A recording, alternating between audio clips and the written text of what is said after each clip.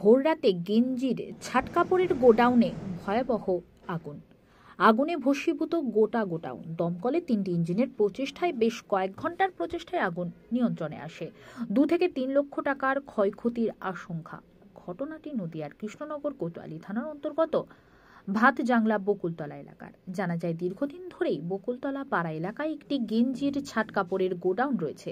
গতকাল গভীর রাতেও মানুষ যাতায়াত করার সময় কেউ আগুন দেখতে পায়নি। তবে গভীর রাত অতিক্রান্ত করে ভোরের দিকে হঠাৎ আগুন লেগে যায় ওই গোডাউনে।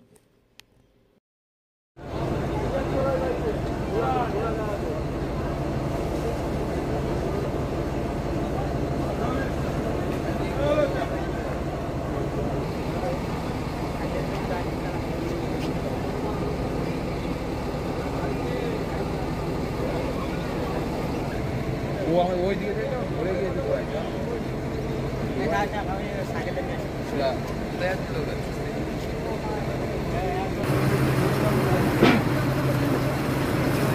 ওটা প্লিজ দেবেন না। হ্যাঁ,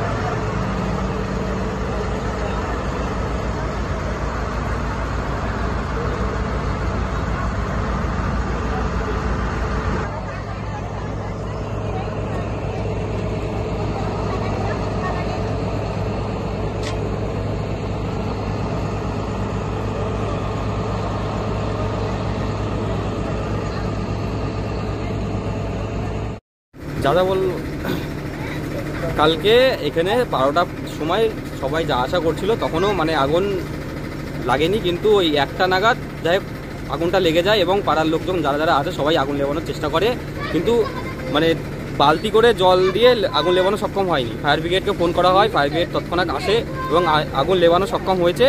এবং এখনও যে কাপড়গুলো রয়েছে জমা, তার নিচে রয়েছে আগুন, এবং সেটাকে টেনে এদিক ওদিক করতে পারলে আগুনটা যাই হোক লেবানো সক্ষম হবে। আর ক্ষতির পরিমাণ 2.5 লাখ থেকে 3 লাখ মতো হয়েছে, কারণ কতটা মাল ছিল সেটা আমাদের তো আন্দাজ ঘরপর দিয়ে এরকম একটা ক্ষতি। তোমার নাম? আমার নাম অমিত সরকার। তোমার কারখানাটা কি তোমাদের? কারখানাটা আমাদের।